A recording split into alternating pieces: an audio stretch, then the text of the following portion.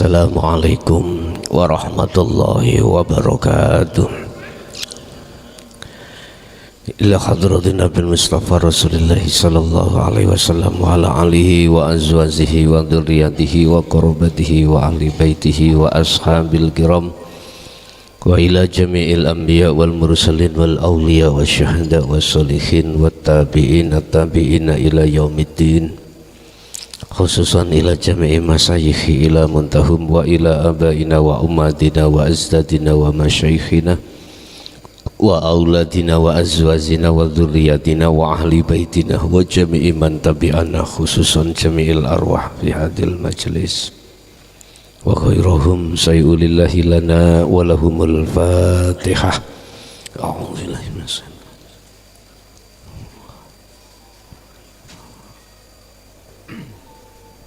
Bismillahirrahmanirrahim. Bismillahi tawakkaltu 'alallah. La haula wala quwwata illa billahil aliyyil azim. Asyhadu an la ilaha illallah wa asyhadu anna Muhammadan abduhu wa rasuluh. Allahumma salli wa sallim wa barik alaihi wa ala alihi wa ashabihi ajma'in, amma ba'd. Hadratil kiram, dumateng para kiai, para sesepuh, bini sepuh, tokoh masyarakat, tokoh agama, wabil khusus seluruh jamaah baik yang ada di majelis maupun yang di channel Ponpes Jaya Baru, kulluhum ajmain rahimakumullah. Untuk malam hari ini kita sudah masuk pada sifat-sifat wajib mohal jaiznya Allah. Oleh sebab itu mulai hari ini boleh panjenengan yang hadir di majelis untuk mengumpulkan petasan, satu orang paling tidak tiga saja, jangan banyak-banyak. Bila kebanyakan kusing meledos iki kebledosan kok, telu wae wong siji ya. Untuk yang di luar gak usah ikut campur, artinya yang mengikuti di YouTube jenengan gak usah ngumpulkan mercon. Bila mana jenengan ngumpulkan sendiri di sana, tolong sampean WA namanya siapa gitu, nanti engko sumeten dhewe ning nggonmu dhewe kono. Cuman yang di sini, yang di majelis ini sih tidak wajib, terserah panjenengan.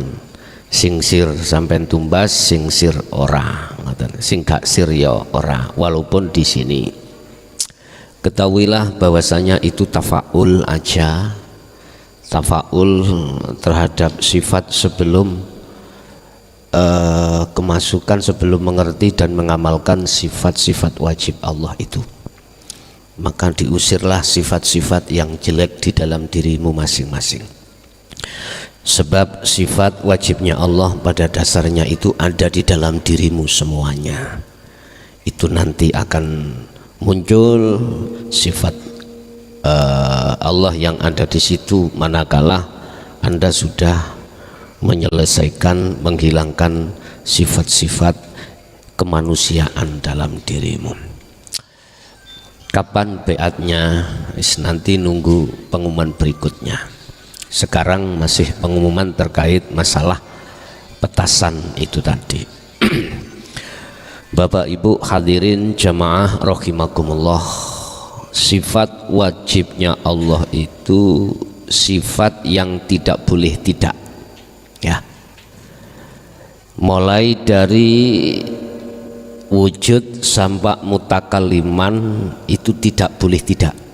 Yang namanya wajib itu tidak boleh tidak, la buddha, ora kena ora, artinya wajib.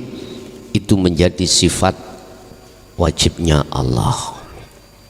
Sementara lawan dari sifat wajib itu disebut sifat mohal.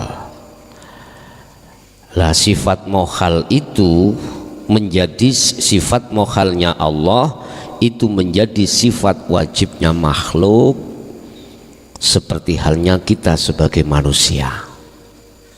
Jadi nggak boleh manusia itu membawa sifat wajibnya Allah.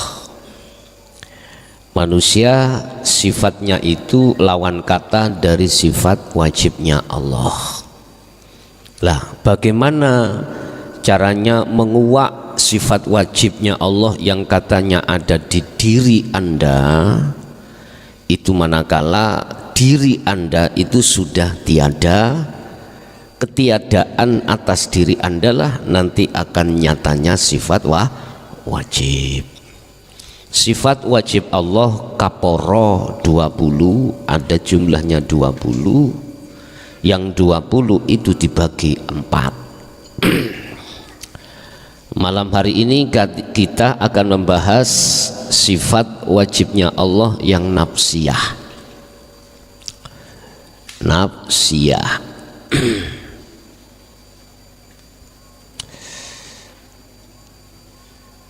Atau sifat diri. Di dalam sifat nafsiyah itu hanya ada satu, yaitu wujud.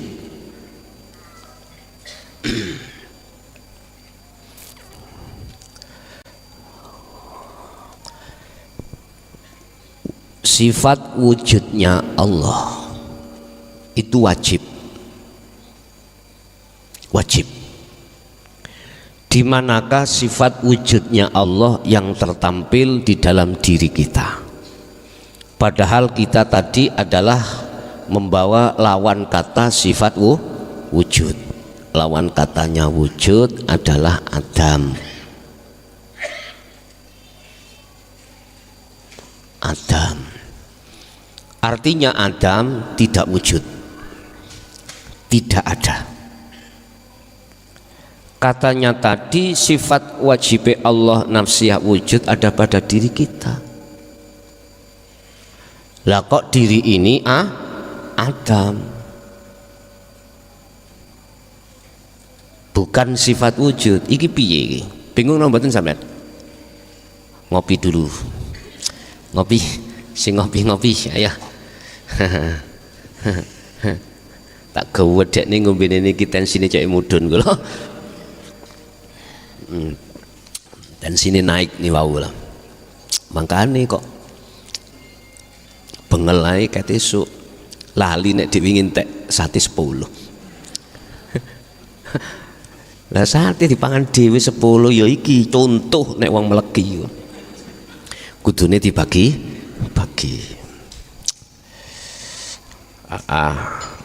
Cukup wingi sapa sing numbasno wingi? Dasari sudah lama enggak makan sate, kelihatan sate sapu ae ini. Sunduke lho Kak. Tak singit namanya iki. Dasari wong melegi. Gak oleh. Jadi bukan sate ini yang salah ya. Yang salah itu manusianya. 10 dipangan dhewe. Mestine dibagi-bagi situ dang ngono. Baru Kak. Iki wau kalau cek sanjange dokter kok kudu tidukno ya wis ora apa-apa engko digawe ngaji ilang-ilang dhewe engko.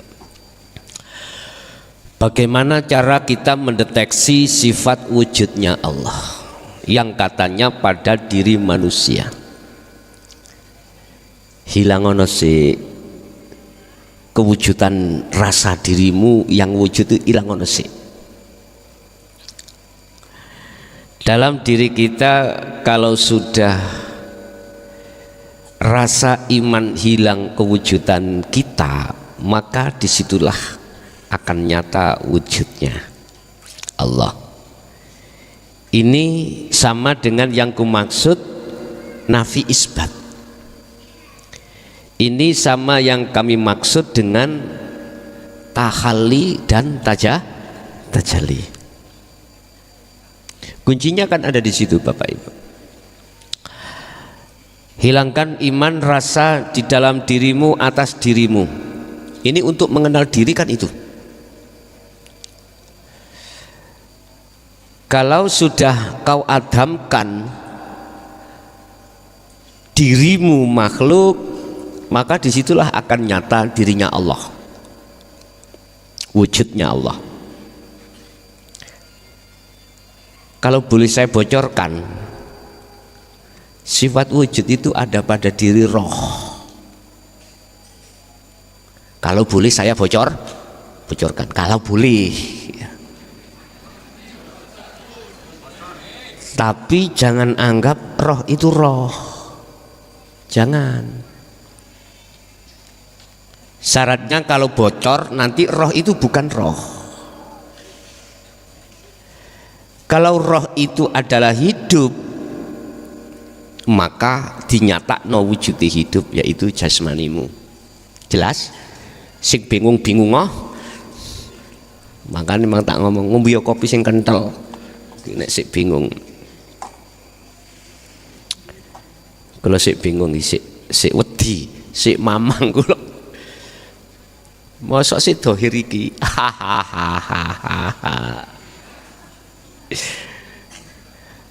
Gini loh Bapak Ibu, iki walus oleh kula nerangno iku walus pol.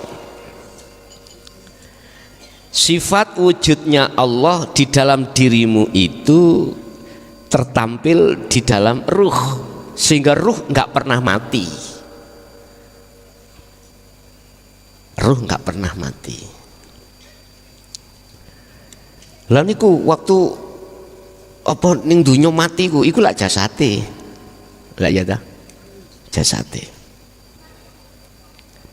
Terus ruhnya kemana? Miturut keterangan ilmu syariah, roh ini ditarik oleh malaikat Israel nanti ketika saat jasad sudah dipendem atau dikubur dan seluruh takziah taziin itu sudah pulang, baru roh itu dikembalikan ke jasad. Iki keterangane ning syariat. Perlune ditakoni malaikat mungkar nakir. Syariat. Makanya gak salah Wak Mudin itu kasih bocoran terkait pertanyaan dan jawaban dari malaikat mungkar nakir. Istilah wong niku turu, ketika saat turu kan wis gak apa-apa toh. Kemudian ditangeki Gusti Allah, tangi turu nih lah. Sampai nek turu tangi terus ndelok-ndelok kiwa tangan langun. Tangi mbuh. Nek sing mimpi ya eling-eling mimpine, sing gak ya langsung mbuh lapo kono.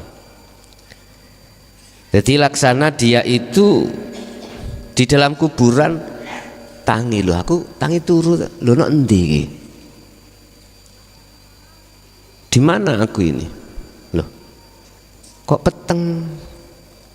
Nyebok ndukur iku ya luang landa wis sempit. Kok pakai aku kok ngene tok? Minta tolong, bengok-bengok terhadap orang di atasnya. Tolong aku turu endi tolong. Akhirnya di situ syariat lu ngomong syariat lu ya iki ya. Aku lagi ngomong sih halus. Terus malaikat luru teko. Berarti iki wis jelas ahli hijab iki. Wong diparani malaikat mungkar nakir, ditakoni. Ketahuilah bahwasanya kau sekarang ada di alam barzah dan jawablah beberapa pertanyaan dari saya. Takok sinten panjenengan, siapa panjenengan? Ahli hijab iku melihat wajahnya malaikat mungkar nakir koyok buta. Ngerti buta? Buta iku raine sing serem nih lho. Sangar. Disebut buta, sebute gak toto. Nah, penuh dengan ketakutan dan ketakutan. Ditanya marabbuka, manabiyuka, mangkiblatuka, lan sak terusé. Nggak bisa menjawab Pak, karena rasa ketakutan itu nggak bisa reda, nggak bisa jawab. Jare wong syariat digepuki godo. Nah ngoten nggih. Godo. Hancur dibalekno maneh, hancur dibalekno maneh. Syariat. Terus bagi orang ahli syuhud, ahli yang iso jawab, ketika bangun yang dilihat iku bayo suasanane, jarene donya iki kamar iku ger sedidik luas banget. Luas banget. Harum, yo padang dan lain sebagainya. Yang datang itu tidak buta. Apa pewayangan sing ketok nyowon nang ganteng. Wisanggeni. Wis pokoke. Takok sinten panjenengan, aku amaliyahmu waktu ning donya mbiyen. Nek sing ngarep mang ya padha, kaya buta mang aku amaliyahmu ambek misu-misu ngene iku. Aku iki amaliyahmu. Lah melihat hamparan yang luas, padang sejuk. Aku di mana ini? Itulah amaliyahmu. Waktu di dunia kau amaliyah bangun surga ya iku. Wis sawenang tok. Umpama ditakoni wong posisi dalam keadaan dia itu baik-baik saja, nyenengno, ya pasti bisa jawab. Iku miturut keterangan syariat. Akhirnya Kanjeng Nabi turune kaya kemanten anyaran. Ngono iku ya isyarah kabeh. Isyarah. Wis. Kembali kepada sifat nafsiyah. Nafsiyah itu sifat yang hanya dimiliki Allah. Hanya dimiliki Allah, tidak boleh dimiliki yang lainnya. Sifat yang wajib adanya dan wajib nyatanya. Cuman banyak manusia mengapa kok yo nggak bisa menyatakan sifat wujudnya Allah? Karena ketutupan sifat basariyah dalam diri kita. Sifat kewujudane dunya saisine iki lho, sifat basariyah. Mengapa kita basiroh kita tidak bisa melihat wujudnya Allah? Dikarenakan tertutuplah ruhaniyah kita dengan sifat basariyah yang berupa wujud dunya saisine. Sehingga dengan dunia seisinya itu akan menghijabi terhadap antara ruhaniyah dengan Allah. Sebetulnya Pak, itu bukan jadi hijab, bukan. Wujud dunia saisinya itu tidak menjadi hijab sebetulnya. Bagi siapa? Bagi golongan-golongan ahli syuhud, bagi golongan-golongan yang sudah meniadakan wujudnya selain Allah, termasuk dirinya Adam iki. Itulah jawaban mengapa saya katakan ruhaniyah sudah tiada, yang ada adalah hidup. Nyatanya hidup secara zahiriyah, yaitu wujud dunia saisine. Si kurang dong, halus lupa olehku ngomong, walus poli mau. Sehingga di situ diambil kesimpulan bahwasanya ahli syuhud itu wujud nyatanya hidup itu sebagai burhan bukti ketidakwujudnya selain hidup. Saya ulang. Seseorang yang sudah menafikan selain Allah, selain hidup, termasuk dirinya makhluk, maka disitulah dia akan mengambil satu kesimpulan wujud nyatanya Allah sebagai dalil bukti burhan ketidakwujudnya selain hidup. Nek tadinya kan kebalik. Tadinya kebalik gini. Berhubung dunia seisinya itu masih kita yakini wujud adanya, maka wujud dunia dan seisinya sebagai bukti atas wujudnya Allah. sehingga dunia dan seisinya perkara selain Allah itu sebagai makhluk yang menjadikan makhluk itu Allah, sehingga makhluk itu, wujudnya makhluk itu bagi mereka dijadikan sebagai bukti, alat atau ayat wujudnya Allah. Cuman kalau sudah ditanya wujudnya Allah yang bagaimana, seluruhnya diam, nggak bisa jawab. Sama dengan gini, bangku ini yang di depanku, wujudnya bangku, ikut tetanda ada yang membuat bangku. Siapa? Nggak tahu, pokoknya ada loh, ini pokoknya. Akhirnya kewujudannya yang membuat bangku, ya, bagi kita itu terhijabi dengan wujudnya meja atau bangku ini, sehingga wujudnya bangku atau meja itu menghijabi diriku dengan yang membuat meja. Paham ya? Nah. Terus apa kaitannya yang membuat meja dengan mejanya? Kok tadi saya katakan nyatanya hidup secara zahiriyah adalah dunia dan seisinya. Lihatlah nanti dari sisi sifat ilmu. Tanpa ilmu pengetahuan dari yang membuat meja, nggak mungkin meja ini berbentuk segi L, nggak mungkin. Jadi unsur dari yang membuat meja adalah ilmu. Dengan ilmu itu akan diciptakanlah namanya meja berbentuk segi L gini. Sudah paham? Tetapi manakala kau hilangkan kewujudan secara zahir meja ini, tinggal ilmu. Nah, ilmu itu loh yang kumaksud, pengetahuan. Udah, kembali pada keterangan antara Muhammad dengan Allah. Kalau sudah sampai syahadat tunggal, syahadat esa, ya sudah, antara Muhammad dengan Allah la farqa bainahuma, artinya sudah tidak ada nama-nama itu. Lah, ketika posisi ruhaniyah ada di wilayah yang tidak ada bedanya, itu bukan berarti ada dua. Bukan, inilah yang kumaksud ahad itu di situ. Wis Gus, kalau tambah bingung nih. Wis bingung delen sih.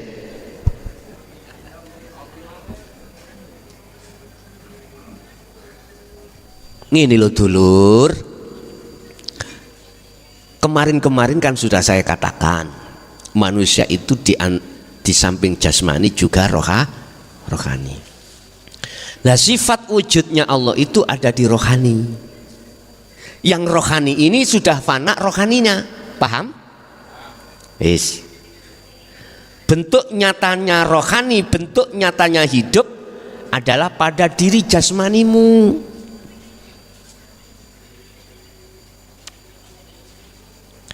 Lewat af'alnya, lewat sifatnya, lewat asmanya, lewat zatnya. Lu di sinilah. Itu di wilayah ahad sudah di situ. Wes. Arti daripada wujud itu tidak boleh tidak wujud. Terus pertanyaan, lah wujudnya roh itu yang mana? Lah gitu toh. Kalau panjenengan tasik mengatakan roh itu maksudnya bukan hidup, mboten saged.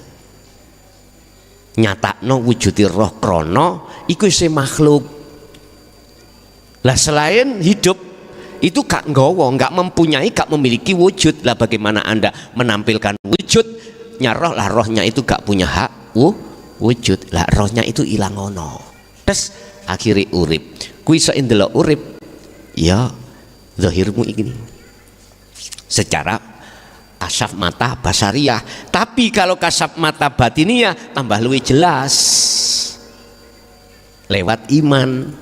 Akhirnya orang syariat mengatakan Allah ning dunya iki ya iso dideleng sarana mripat njaba mripat jero, tapi neno akhirat duti Allah iso didelok njaba jero. Wis. Lah apa kuwi ngenteni sesuk ning akhirat secara syariat. Ya sekarang aja. Deloken dengan ainul basirahmu. Ainul basirahmu meripat atimu iku iman. Kalau Anda sudah yakin dalam hatimu hanya hidup itu yang segalanya, berarti nama ruh itu sudah fana. Sudah fana. Yes. Berarti keyakinan yang ada di dalam ruhaniyah itu tentang masalah semuanya yang mulai menghendaki, menguasai, memperankan dan lain sebagainya itu hidup, berarti Anda sudah di wilayah kefanaan rohaniyah. Secara fisik mata dohirmu itu akan melihat pergerakan apapun yang ada di bumi ini, di alam muhadharah. Lo itu nyatanya Allah secara dohiriyah. Mundak bingung gue. Wes gue nek sik bingung dohiri iki pendingen sik. Wes pendingen sik. Nah, njaluk langsung sama njaluk langsung sih. Dulu nggak pernah aku ngomong secara dohir, nggak pernah. Njaluk langsung oke. Tak turuti. Ngajine gak suwe iki nggo kuliah. Saiki untuk sifat nafsiyah ambek salbiyah iki kok ini tak bahas. Udah nek sampean bingung zahiriyah gak usah dicandak dulu. Zahiriyah nanti akan kecandak ketika saat jenengan estu ketika kholwat itulah, oh iya ternyata Allah itu bisa dilihat baik secara batiniah maupun zahiriyah. Oke, tutup kini aja. Kedua adalah sifat salbiyah. Salbiyah.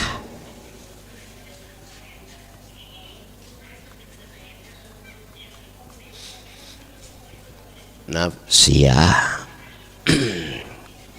Sifat salbiyah itu ada 5. Qidam, baqa, mukhalafatu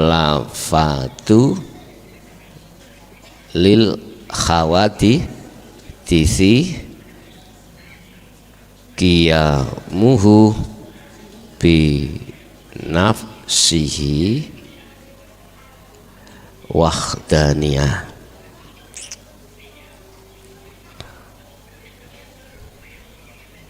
Wahdaniyah.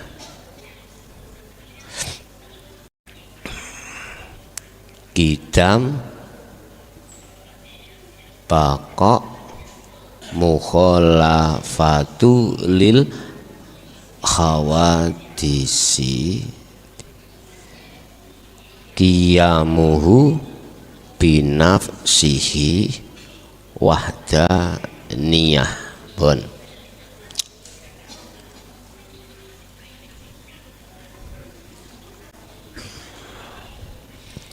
Apa qidam itu?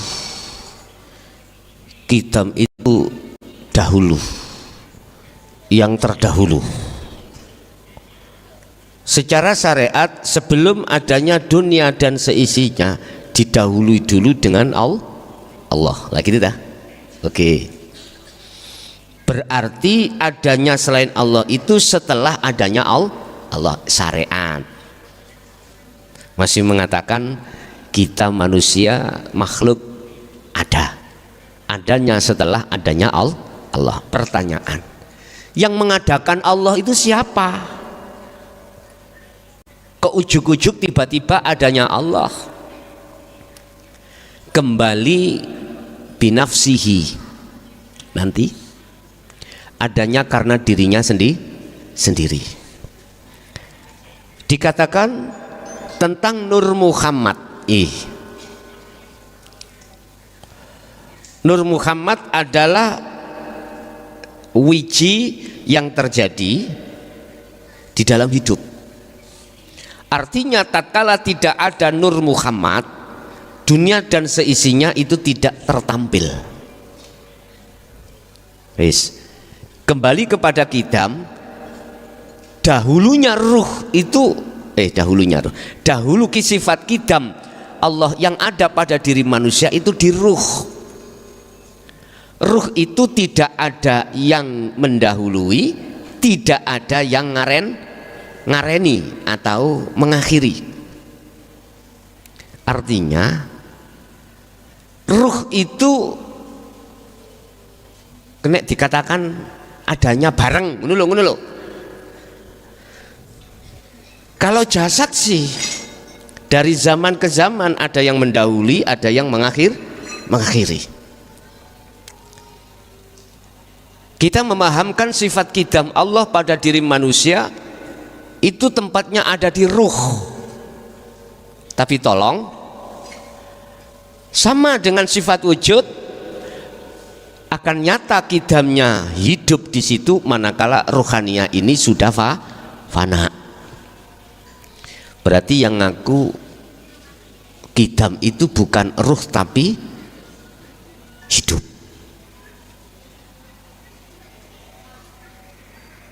Bapak Ibu hadirin jamaah rahimakumullah. Ketika kita melihat fisik nggak bisa Pak. Pasti ada yang tua, ada yang muda, ada yang kecil, ada yang mendahului, ada yang didahului, ada yang terakhir. Itu manusia. Terus bagaimana caranya sifat qidam itu akan nyata di dalam diri kita? Jangan lihat fisik, lihatlah ruhnya. Sebab ruh iku yo gak ono lanang, gak ono wedok, yo gak tuwek, yo gak enom. Karena lahirnya dari Nur Muhammad itu bersamaan. Ngomong ruh loh, berarti oke. Udah. Sekarang bagaimana caranya tidak berbicara ruh?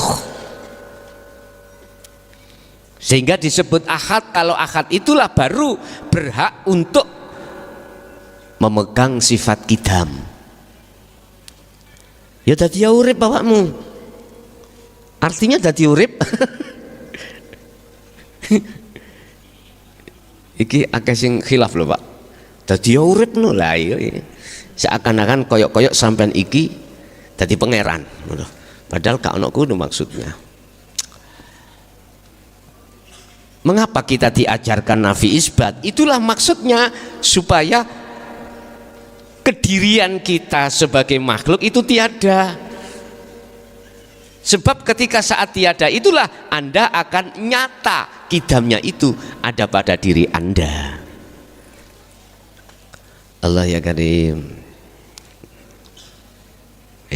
Urusan sing gawe paham Allah, sing gawe gak paham yo Allah. Intine qidam iku akan tampak dalam diri jenengan kalau jenengan iki sudah meniadakan diri kita. Jelas nggih? Oke. Masuk salbiah sing luweh ekstrim maneh bakok. Maknanya itu kekal. Gak mengenal mati. Padahal Allah katakan kullu nafsin dha'iqatul maut. Siapa yang bernyawa itu pasti mati. Quran iki. Siapa yang bernyawa pasti mati. Setiap yang bernyawa itu pasti mati. Masih muncul nyawa atau ruh. Sama nyawa dengan ruh sama. Ya mesti matilah. Supaya tidak mati, tidak mengenal mati alias bako, hijrahlah kau dari ruh menjadi hidup. Hijrah dirimu, fanakanlah dirimu dari dirimu sebagai ruh atau makhluk. Baru di situ nanti kalau sudah nyata hidup dalam dirimu atas pengakuan akunya Allah, maka nggak pernah mati, nggak pernah mati. Lah itu dikubur lah jasate. Iku maksudnya bakok. Sebelum Anda ini kebakoan ya, menemukan kebakoan setelah kematian di dunia, setelah pindah alam ya. Kita dari alam rahim kemudian alam dunia ya.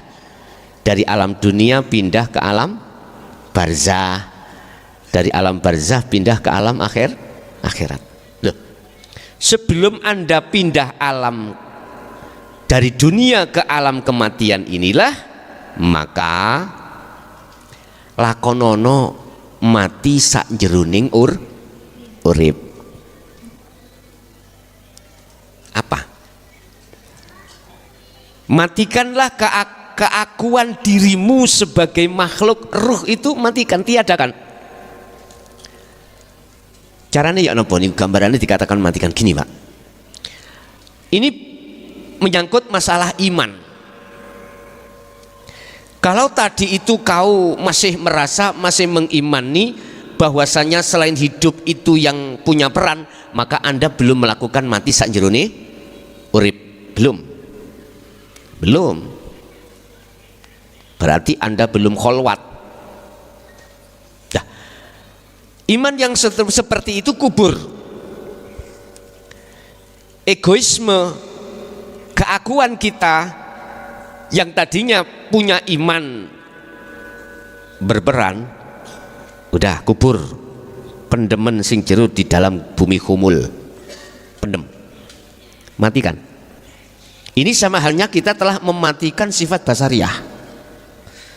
Kalau ini sudah kita pendam, otomatis akan muncul iman di dalam hatimu adalah keakuan Allah, keakuan hidup itu tadi yang segala-galanya, baik yang melihat, mendengar, yang dilihat, yang didengar, baik yang diucap maupun kalamnya, baik yang semuanya yang berlaku di situ hanyalah aku hidup itu.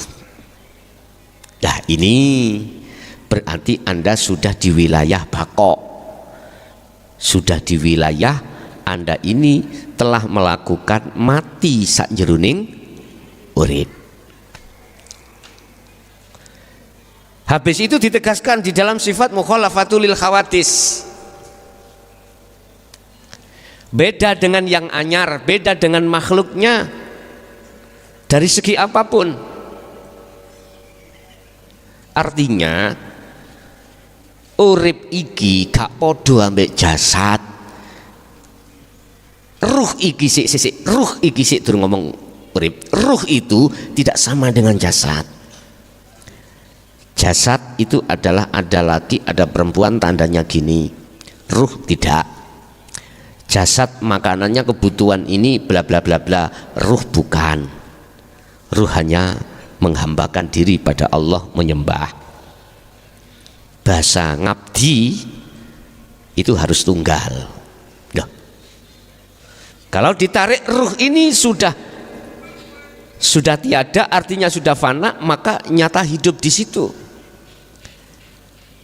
Lah, letak bedanya mana antara hidup dengan selain hidup? Bagaimana mungkin Anda akan bisa membedakan antara hidup dengan yang lain, antara Allah dengan yang lain, sementara selain hidup dalam dirimu itu tidak ada. Saged bedakno? Ya nggak iso lah. Contoh ini gampangane. Iki tisu itu yang punya wujud. Selain tisu, saya katakan undi-undi. Kau nak kini undi-undi kok. Bagaimana bisa dibedakan antara tisu dengan undi-undi sementara undi-undi tidak ada? Ya gak iso.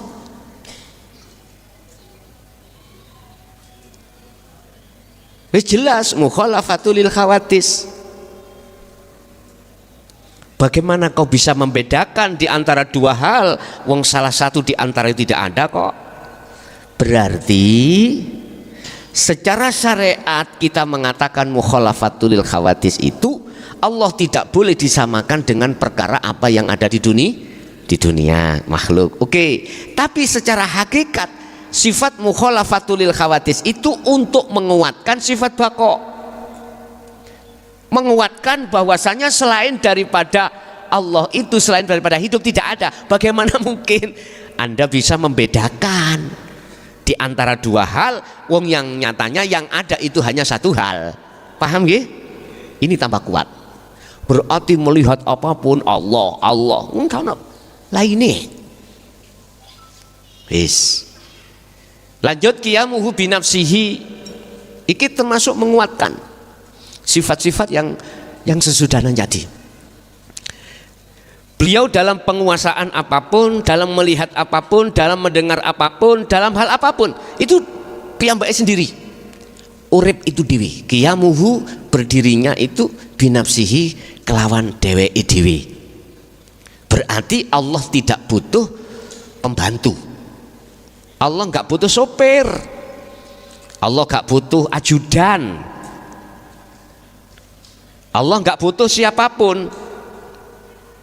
Inilah yang menjadikan kemurnian subhanahu maha suci, disucikan dari perkara apapun. Artinya Allah sendiri yang tumandang. Nah, sekarang bagaimana caranya? Ruhaniyahmu itu sudah tidak ada prasangka, penyono, pengimanan bahwasanya selain hidup itu bisa berdiri sendiri. Jadi Anda ketika melihat pada diri Anda itu apapun yang terjadi, ruhaniyahmu itu hanya meyakini, mengimani hanya aku Allah yang segala-galanya. Melihat di luar Anda juga begitu. Anda tidak boleh mempunyai dzan, prasangka, bahkan iman selain hidup itu yang bisa segala-galanya. Enggak boleh. Harus menancapkan hanya hidup itu yang segala-galanya. Sehingga dikatakan qiyamuhu utawi berdirinya dia iku binafsihi kelawan dirinya sendiri. Loh, kalau begitu bagaimana legalitas daripada makhluk sebagai utusan Allah? Contoh malaikat, contoh para rasul membawa risalah itu.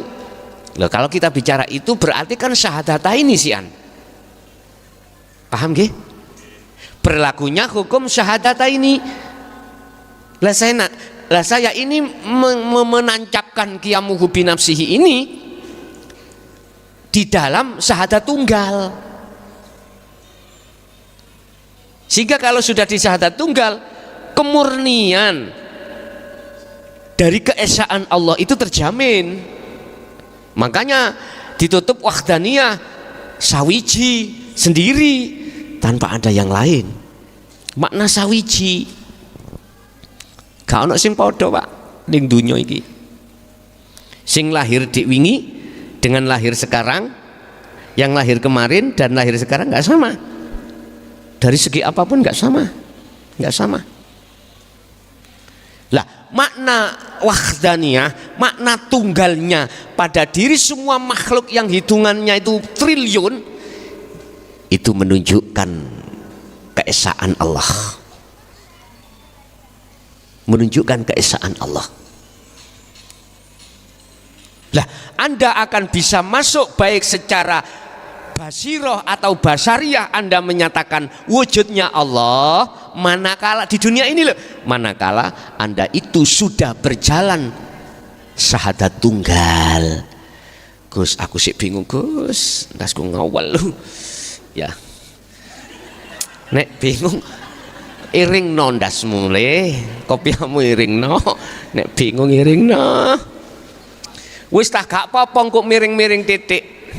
Sing penting dalam praktek engkau Anda itu kefahaman. Sebab gini, aslinya mboten angsal kalau omong niki. Mboten angsal. Karena itu ranah yang tidak boleh dibahas, ranah yang tidak bisa dikatakan laisa kamislihi, nggak boleh. Tapi ya tak paksoi. Babano, babah miring, gitu. Nggak apa-apa. Wis ngene mawon ibu bapak, sebelum panjenengan miring ini ya, wis gak apa-apa liwatos sik mengke yang namanya nafi isbat dipupuk. Mengke lak ngene. Oh iya oleh tak omongin enggak ya ngeten. Tapi ono batas Pak, ono batas. Umpama ketika batas mesti meletupkan pertentangan. Nek sampean dereng siap jangan pernah nanti. Nek wis siap dilokne wong, siap dicaci wong, siap dihujat wong, siap disesatno orang lain, ya silakan. Kebenaran itu bukalah, rapopo. Pun. Jadi bangsul maneh qiyamuhu binafsihi itu tidak ada yang nyapo-nyapo ini kecuali hidup itu. Imanmu harus masuk ke ahad di situ, masuk di dalam kemurnian iman itu yang tidak ada penyekutuan terhadap Allah, terhadap selain Allah yang kau jadikan sebagai persekutu. Jangan, udah kuatkan. Walaupun di diri Anda itu pekerjaannya masing-masing, tetap jangan pernah iman di dalam hatimu itu dirimu makhluk yang melakukan. Jangan. Itulah nanti akan menjadi wahdaniyah. Berarti sifat wajib Allah ketambahan biro yang sing dibahas. Berarti 6 ya, maknawiyah dengan salbiyah. Itu semuanya ada diri panjenengan dan itu akan nyata manakala Anda kefanaan diri Anda. Caranya Anda kefanaan diri Anda berangkat dari iman di dalam hatimu. Jangan pernah mengimani selain daripada hidup itu bisa segala-galanya. Jangan. Tetap Anda harus menguatkan, menancapkan hanya hidup itulah yang segala-galanya. Ojo ana nggon sing apik tok, Pak. Nek nggon apik tok salat iku iso nonton Allah. Jangan. Anda masuk maksiat ya harus bisa melihat Allah. Lah nek kau menetapkan di dalam kebaikan tok ada Allah, di dalam maksiat gak ana Allah, terus berarti ana Allah gandane.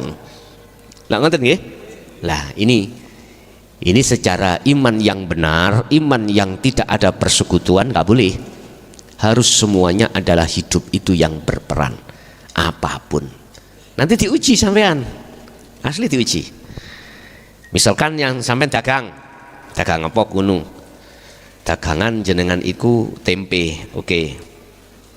Lah di situ nanti Anda akan diuji Allah. Entah ujiannya Allah itu dikarenakan disurutkan atau dinaikkan, itu lihat aja nanti. Kalau disurutkan jelas Allah memakai lakon. Apa lakoni? Entah yang namanya tempe sampai niku bosok terus gak dadi-dadi, gitu. Akhirnya cara orang beli tempe ini kok gini, lah ngono ya. Ngono iku kadang-kadang Pak. Biasanya mboten ngeten Gus. Ambune lebasin terus, iki jangan-jangan ada, jangan-jangan lah ngono nggih. Penerkone iku koyo ana sing ngantem. Bayuh. Apalagi dibisiki iblis dari unsur manusia, temannya sendiri. He, ojo kaget yo. Aku dik wingi eruh uyah nek nggone dasarmu ngarep dasarmu iku akeh. Garwe wong dodol uyah bocor ngono lho. Wis penerkone yo akhire nang dukun nang Gus. Ya, Gus yo napa Gus? Adik Gus melok kucluk. Wong tujuane dukun iku nek gak udu gak rukun. Oh iya, iki ana sing gawe iki. Ya, ana sing gawe, tapi ana tebusane. Ngono lho. Napa Gus tebusane? Wis non materi kalih materi. Nek materi iki, nek non materi nyoh wiritana iki. Wis. Bangsul boleh maneh ngoten niku. Lah, imanmu jelas menyekutukan Allah. Itu pasti. Alhamdulillah Gus, sampean tulungi. Bener Gusti Allah sing nulungi lantaran teko awakmu. Teko jenengan Gus kula wiritan iki pun dadi sing ndadekno bosok mang ilang punan. Gusti atik ya gendeng. Atik ya pingin disawer maneh. Iku nok masane. Kuwi engko nek gak ngecas maneh. Gak ngecas maneh mbuh 1 bulan. Ngono maneh lho. Ngoten nak nggih. Awakmu kudu rene ya kudu nggawa gula kok kopi. Lagu sih gak nyambut gawe. Kan dadi Gus sampe nyambut gawe. Cek gak jagakno ngono. Mbuh kuno ngingu-ngingu petik. Apa toh ngingu-ngingu ulo. Lah sing penting kan bisnis, Pak. Nek cara aku ya aku dadi kepala desa, ngono lho. Ngilangi tomak iku ngono, Pak. Ngilangi tomak iku ngono. Nggih. Mbonang sawah, wis sak isomu lah. Saiki sampeyan alasan gak kober. Wis tak kei solusi, ngingu jangkrik. Terus jangkrik diternak. Jadi cek gak kemalan majek tamu, ya. Cek gak kemalan. Lah kuwi nyene gak nyambut gawe turu tok. Ae wiritan turu wiritan. Ya mesti tomak kuwi. Mutu-mutu teko torikoh ujung-ujunge dari du. Hati pinten rawange. Wis. Cok. Allah ya karim. Bon. Bapak Ibu hadirin jamaah rahimakumullah.